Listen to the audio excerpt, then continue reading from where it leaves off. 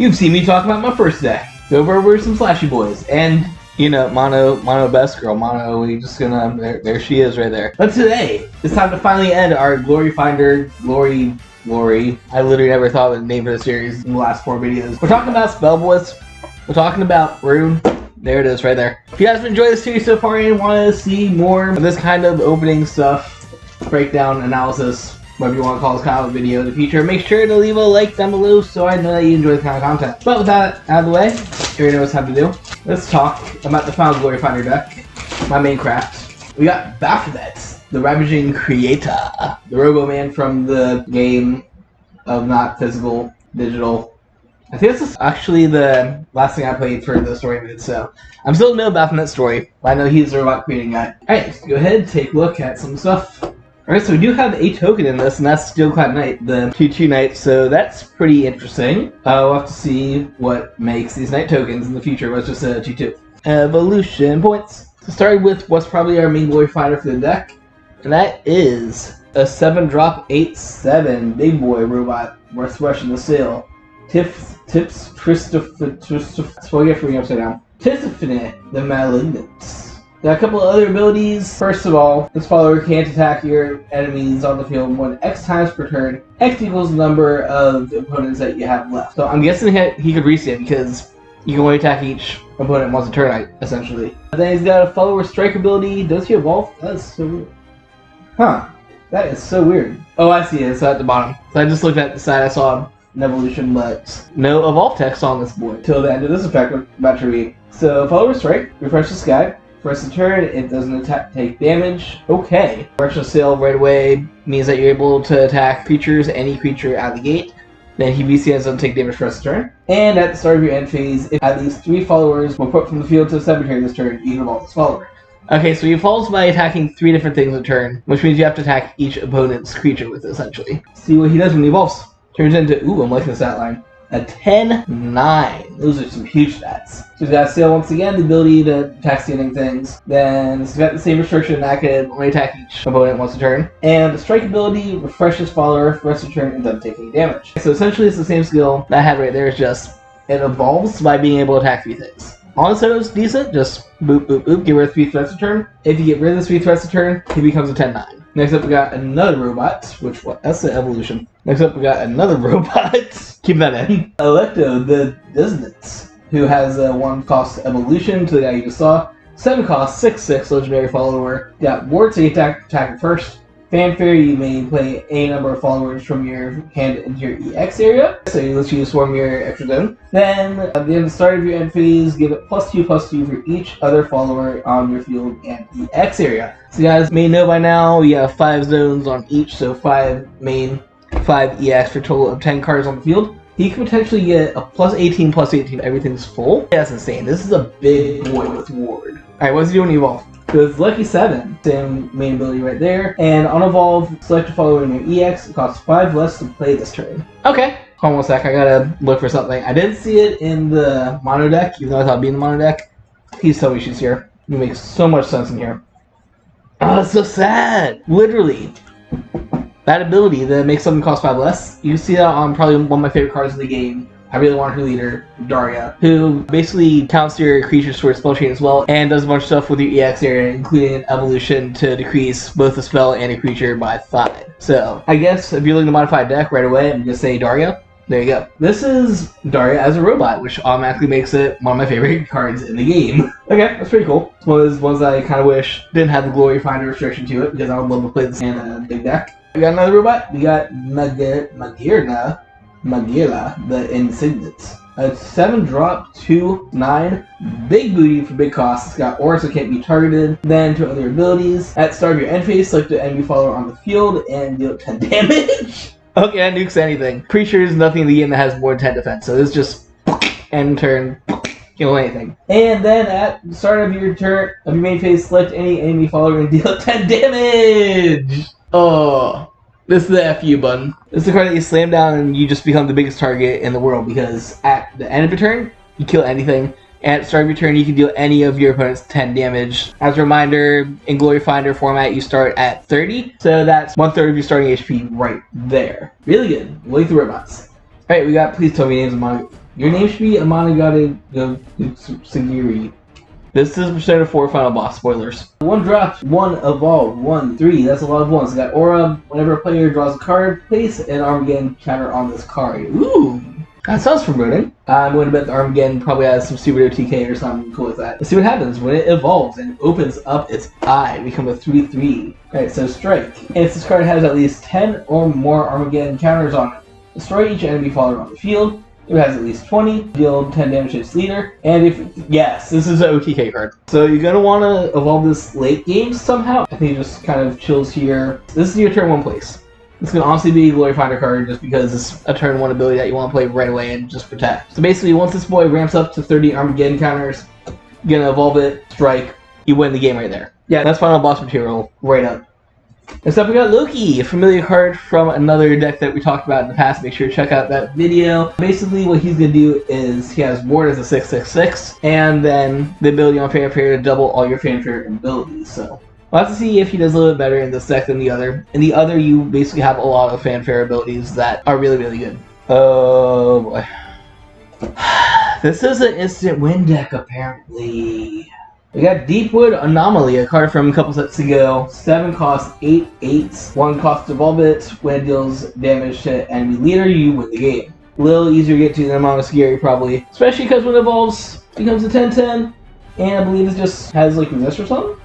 On evolve, select an enemy follower on the field, put it into bomb of the opponent. Okay, so bomb that's something. Same ability, just when it deals damage to enemy leader, you win the game. This is a Hatred deck. There's already 2 OTK cards in here. And once again, this is really good reprint. Getting into good reprint territory. This is like one of the things that makes Force good now, I guess. I've never built a Force deck personally. I kind of want to mess around with puppets. Oh, I'm liking cards. I saw a thing that makes me happy. We have World Waker Ginger, another good spell card. It's a 7-drop 4/4, costs 2 to evolve her, and Fanfare you're able to summon a card from your hand and neglect its Fanfare abilities, so I've never been a fan of that because that's Fanfares. A lot of times Fanfares are good. When it evolves, it becomes a 6/6. Summons a number of followers from your hand. Their Fanfares can't be activated and they can't attack enemies. I'm not the biggest fan of this just because it stuns the cards that you're calling with it. I mean, I guess it's a cheat code to call a card out. And if you're calling something without Fanfare, it doesn't matter at all. So she's good. She's a cutie. And she's a mage. And that's all that matters to me is that it's this craft. Speaking of which, we haven't seen that yet. Most things have had a Gloryfinder that says, like, if you're the same as your leader. I haven't seen that yet. Jabberwock, that's the card I just saw. You guys may have seen my Runecraft video in the past. It's based around this guy. 7 cost 7/7. When you summon him, you could kill off a card, keep milling through your deck until you see something that's a cost higher than that thing. So the whole idea is just to nuke a low cost and make like high cost card. So far we've seen a lot of high cost cards in here that can easily go off Jabberwock, so solid card to put in this deck. Got Dark Alice. I think I have one of you. I do have one of you. This is a very good card. 6/6/6 once again. Always freaking devil girls. Don't worry about it. Rush, quick attack, strike. Each opponent discards a card. So good for your discard strats. And more importantly, her last words, banish top 10 cards of your deck, put this follower from the drop zone back into your field, and draw a card. So essentially this is an infinite revival girl. And oh, this is better with Gloryfinder, doesn't it? It was already good on its own, but like the restriction of you having a 40 card deck means that you're able to proc this 3 times a game, maybe 4 if you're lucky, and run like 50 cards as your max deck size. In here, 50 cards is your size, so get 1 proc of it. Not bad. Moving on. This is a card I got recently that's a 1 good. This is a Jabberwock deck. I'm just seeing that now. Bahamut. The OG cover card from the first set. The 9-drop 9/9 cost evolve. Fanfare, destroy each follower on the field. If there are at least 2 or more cards on the field, this cannot attack leaders. So it's a field nuke, but it can't attack unless it's field nuked. That evolves. Remember what I said?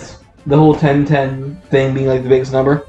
Look at this 11. Oh my god, this is a 9/11 Pokemon. So on evolve, you destroy each amulet on the field. This is great. Most destruction only targets creatures, so amulets, they're basically enchantment, artifact, if you're calling them the game, are forced to stick around. Not with this guy. And I believe he has the same ability. Yeah, just can't attack unless they add 2 more guys. This is a nuke. This is your Black Rose Dragon. I keep that scroll. Moving on to another newish card. We have the Zodiac Demon, who is, once again, a 6/6/6 demon. Quick effect, not quick effect, rest effect, you can discard a card, select an enemy follower on the field, deal damage equal to the cost of the card that you discarded, and then deal half its cost to the enemy leader. So in this deck, with all your high cost cards, you can easily just drop one that you don't need, nuke a guy, and deal some damage to your opponent. Not bad. Alright, next up, we got one of the gods for this set, which I kind of wish was the Gloryfinder, because it looks like an adorable little steampunk girl. Icarus, 2-drop, 2/2, 1 cost to evolve, fanfare, put 2 cards from your hand at the bottom of your deck, and then draw many cards. So, it's a hand cycler. Once again, this game, you just stack stuff at the bottom and don't really see them otherwise. When she evolves, 2/2 becomes a 3/3, and then you're able to put 2 cards from your hand, bottom of your deck, draw many cards. Okay, so it's the same effect twice. Pretty good. I definitely wish this was in standard, not Gloryfinder restriction to it, because I would love to run these in basically any spell deck. You got Golem Supreme, Golem Squad, which is a 3-cost spell. As this will cost it, you could bury a follower on the field, cost 5 or more, give your leader -3, and then discard a card. Wait, why would you do that? For that super big cost, you're able to look at your top 7 cards, summon a follower from among them, put the rest of the bottom of your deck in a order. So just top 7, call it anything. It feels mid, but I mean, top 7 is pretty decent in a 50-card deck. That's like 14% of your deck. And we've been seeing a lot of high-cost followers, so turn 3, get a high-cost follower, basically. Not too bad. It's a lot of restrictions to it, unfortunately. Speaking of summoning, this next card has summon in the name, so it's gotta do something to summon, right? We got Grand Subname, 8-cost card, which big cost. Switch your deck for followers costing 3 or less. Follower costing 5 or less to summon them. And if your leader, there's the one that has to do with the leader. If your leader is a spell boy, also switch your deck for a follower costing 7 or less. Summon it, recover 2 play points, shuffle your deck. So for 3, you're getting 2, maybe 3 cards, and the 2 play points back means that you go back up to 2 play points if you play as a turn 8. Pretty decent. Robot card. We got the Acceleration, which is an Amulet card. Fanfare, you're able to switch your deck for a machine card, reveal it, put it into your hand and shuffle. Then you're able to bury this card, select a machine from your field, give it rush, and recover play points equal to its cost. Okay! I switch for anything?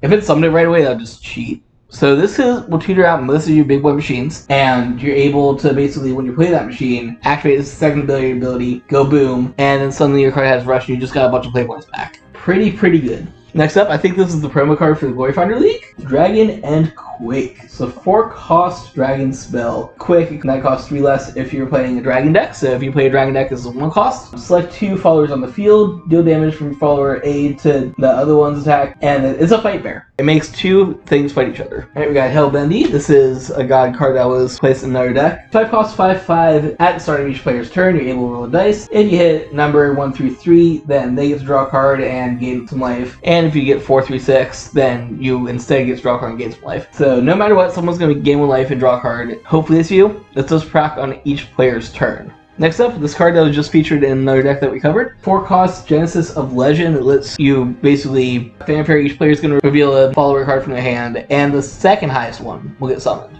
It's not the highest cost, but the second highest cost. Then you can bury it and kill something. Moving on to some new cards, we got Robin Hood. 5 cost, Force Follower, 4/5. That has fanfare, search an enemy, deal it 4 damage, and then you can rest it, select the enemy follower on the field, and deal it 4 damage. Decent. So it's just going to chill on the field, deal 4 damage to the target every single turn. Next up, I think this is probably our first case of mid to good for the format. This is the Frontline General. 7 costs, 6/8 gold follower from my first set. It was in the first set for being a 7 cost big boy, but I guess in the deck we're just making a bunch of big boys and then doing big boy stuff on them. It's okay. So he's got ward, and then last ward you're able to get 2 of those Steel-clad Knight followers onto your field and give them ward. So that's where these guys come into play. You just summon him, he's got ward, he protects you for a while. Then when they kill him, he has 2 little guys that can protect you for a while. Lab built-in protection for the deck. Essentially 3 wards for the cost of 7. You got another evolving unit, Barbaros, who's a 5 cost 6/5. Already really good set line right there. This card costs 2 less if there are 3 enemy cards on the field. This is going to be great when each player is going to effectively cap towards his cost. So basically a 3 cost 6/5. Evolve for 1, and it has a sail so you can attack things that are standing.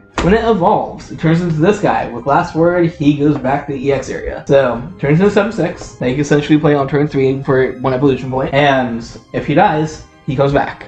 Only thing is you can't evolve him again in this format because you only have 1 of each card unless there is a specific evolution here. But we'll find out about that when we find out about that. There we go. Mana ramp. Oh, please tell me the other one's in here. It makes so much sense. Sail last words gives you 1 play point for free. Here you see him in the corner already. I mean, that makes sense. If we're doing a big boy deck, that makes sense. If we have Jabberwock in here, this 100% makes sense. 10/12 with Storm. 9 cost, but you find ways to cheat him out. This is Justice Dragon. You know him, you love him. Speaking of ways to cheat out big cards, we have Phoenix Roost in here, which is a really cool card I've never built around, but you guys know me and Phoenixes. I probably will end up building a Phoenix Roost deck at some point in the future. And this card says, at the beginning of each player's main phase, they show you the top card of the deck, and if it's a follower, they can summon it. It does suck because you're targeting 4 whole players for it instead of just one-on-one battle, but I mean, I guess that's the friendship button, and this deck has a lot of FU buttons in it with like the Into Wake Condition games, but like, maybe delay that with this. Hey everyone, would you like a free card? Hey, would you like a free card? Hey, would you like a free card? People will be friends with you as long as this is on the field. So this is another way, like I said, it just looks at the top card and calls it. You know this big 9-cost unit? Yeah, it's free. Really solid card, just keep it out as long as you can. Tilting the Windmills is another way to cheat out cards. It's a 6-cost amulet that says that you can once per turn pay 3 and rest it to call any card from your hand. That card's gonna die at the end of turn. The dying in a turn sucks, but I mean, you're paying 3 to summon anything. Surefire Bullet, that's a good staple. Just 3 damage to anything if it's evolved, 4 damage for 2, generic, quick play spell. You know it, you love it, you run it in most decks. Then we got a couple of evolving games, looks like. Gino, who says whenever you play Amulet, you give something +1 defense. Then you switch for your deck for an Amulet when you evolve him. One of those cards are like, what does Sword actually do with amulets? But in the format where you play multicolor, pretty good.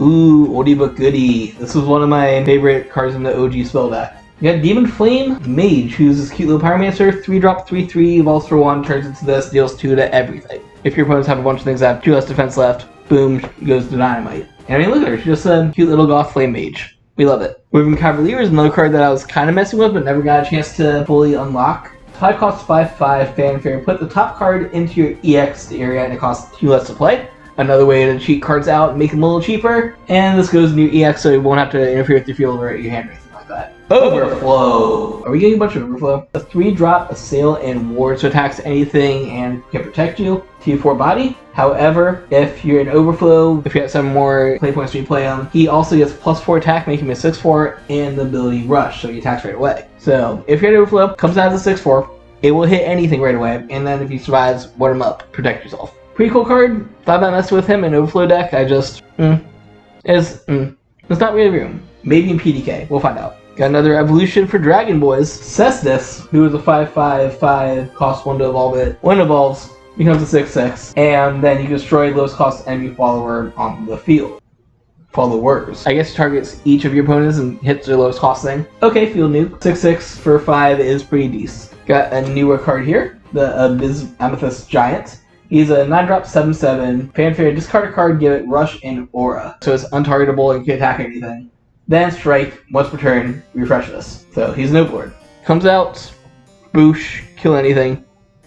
Oh, and by the way, you can't kill him. I'm not taking that burp back. We're not doing that again. Another Warframe that we saw in this deck that I'm wondering if I have my set of, but now I've got these 2 from this thing. Servant's Wrath, quick 3 cost, deal something 5 damage, and if you're in Overflow, you get to draw a card back. Pretty good.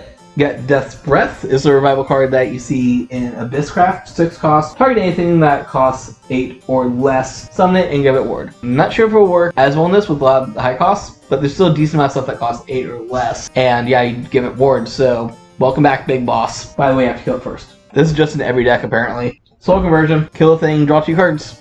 Yay. This really does have one of the best draw spells in the game. We have the Searcher of Amulets, known well in the Havencraft universe. In here, I guess it's okay because you can search other amulets, I don't know. My favorite Gear Chronicle card, Silver Chronicle Spinner. 4 costs, 5/4. If you have 5 or less cards in hand, you draw a card. If you have more than 5 cards in hand, then you get 2 play points back, making her cost effectively 2. Really good. Solid beater. I'm building a deck based around effects like this, and I can't wait to show off once I perfect it. Goblin Mount.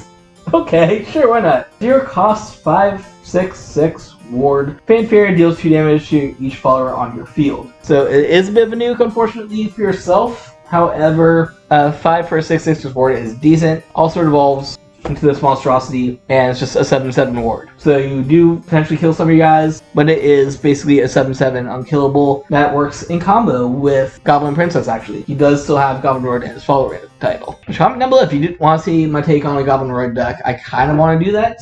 It's just never really, I haven't found the path to victory, if that makes sense. Look at her, Unica's back. You know her, you love her. Just on strike, gain some health back. Then we got Soul Conversion's Best Friends. There's a 1/2 for 3. Fanfare last words, draw a card. You draw 2 off it automatically. If you combo it with some other stuff, you can do some other stuff. Oh, good. There's one of these in a different deck, so I'm happy to have 2 of them. Execution, quick play, kill anything. End of story. Cost 4, which is a little but I mean, so far we've been running a lot of high cost decks, so I shouldn't complain. Solid staple. Run 1 to 2 of these in most every standard deck, so by getting a Gloryfinder bundle, you already got 2 of these. Value. Some elf cards, Starry Elves, 3 cost 3/3, Fanfare, search for any amulets, so more amulet support. Mark of the 6 is going to give you protection for the next point of damage that you take. So next time you take damage, mark 6/8, add damage reduced to 0. There she is. Oh, I was wondering when I'd be able to talk about you, Polix. This dork, I feel like it should have been in every single Gloryfinder deck. It feels like it's a 4 cost 5/5, which right there is okay. However, what makes it even better is it's Fanfare. You have a non-Swordcraft follower on the field. It also is +1/+1. Guess what? You're going to be having non-Swordcraft followers in this deck. Essentially, 4 cost 6/6. Shaboom. We love it. Speaking of Swordcraft, we got a protection spell here that I haven't seen in any of the other decks. 2 cost gives any of your followers +1/+2 and aura. So a nice little stat boost and then give it protection from things. Stop me if you've heard this before. So I've talked about it in 2 other decks. We got Craig, the Wizard Mysteria. The 2/1 on place, draw 1, discard 1. Guess what? When he evolves again, you do it again. Good filter engine, and you draw 2 cards. Solid staple in pretty much any Runecraft deck that likes having cards in drop zone. Got Hippocampus, looks like one of our last evolving units. This is a 3 cost 1/5 evolve with Ward, which is whatever. The 4 evolve seems kind of expensive, but it's expensive because he turns into a 7/7 monstrosity. I don't know how I feel about it. I mean, I guess it's okay because turn 3 you play it with Ward, suck up some damage. It's got 5 defense, so it'll last for a while. And then your next turn you can just evolve him and be a big boy. So it's okay. Once again, the whole evolution point thing, you can get up to 3 evolution points. So turn 4, if you play this right off the bat, slap it down. I just don't know if I'd waste all of my evolution points on this guy if I went last. Looks like our last dragon unit, the Scaled Berserker. It's a 6-drop, 6/7 rush, and whenever this follower takes damage, give it +2/+2. Comes swinging out of the gate, can knock up pretty much anything, and anytime he gets hurt back, he gets more strong. Pretty cool card. It's the only thing I kind of want to mess around with, but I just never really found a place for him. Maybe that place is an EDH. Getting towards the last 3 cards, we of course have Lucifer at Home, who is just a 6-drop, 5/5 that lets you gain a bunch of life and draw a card. We have damage reduction amulet that says rest of the turn, if you're going to take more than 4 damage, you take 4 instead. And rounding things off with our final evolving unit, we have the Mist Shaman, who is a 2 cost 2/2, evolve for 1. When he evolves, he becomes a 3/3 and gives something aura. So he's going to be giving one of you guys protection from anything as a 3/3. Okay. So that is our final deck in this. Looks like we're going to have a lot of the high cost things, a lot of aura protection stuff to protect those big things, and okay amount of destruction.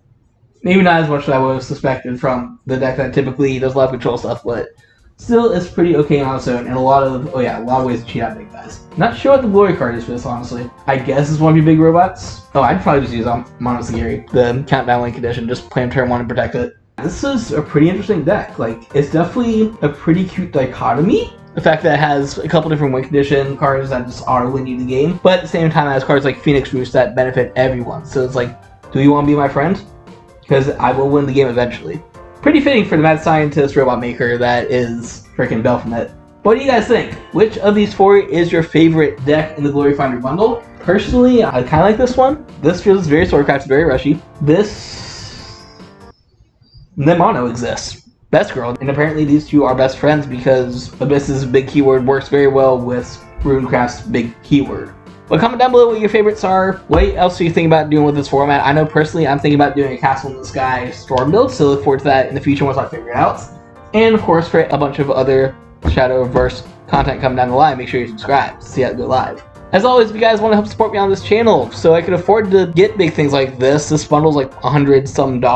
Make sure to check out my page on TCG Players where I sell my trading card game stuff so I can afford to get more stuff like this and show it off and get future content. But until next time, this has been my Gloryfinder Guide to Glory, literally just stealing the name of the box for it. And until next time, always embrace the infinite. I'm gonna wait, I just want to zoom in on this side right here. This side right here. How do I get closer? There we go. Best girl. Best boy, I guess? I don't know. I need to do more of the story mode for Shadowverse.